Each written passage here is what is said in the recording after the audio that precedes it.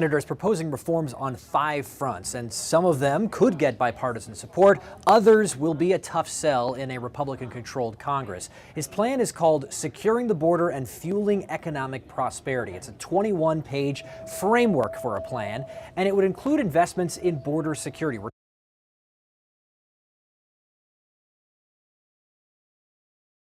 We don't have to choose between border security and immigration reform. We can and should do both.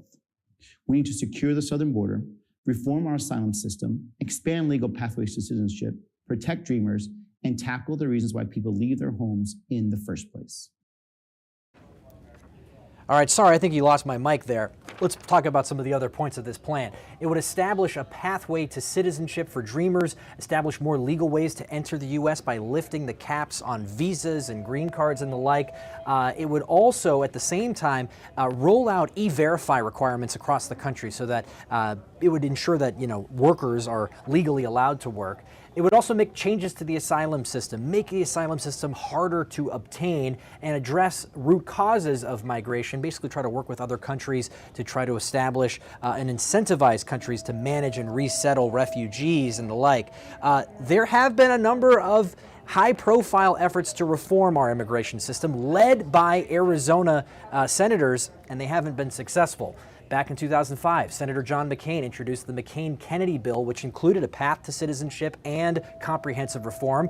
McCain was also part of the famous Gang of Eight in 2013.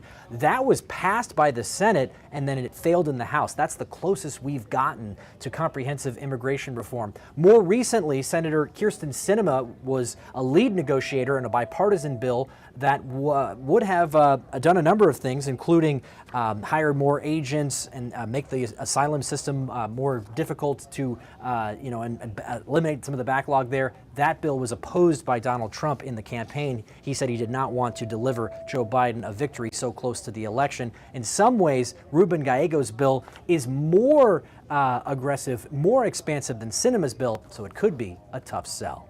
In the newsroom, I'm Derek Stahl for Arizona's Family.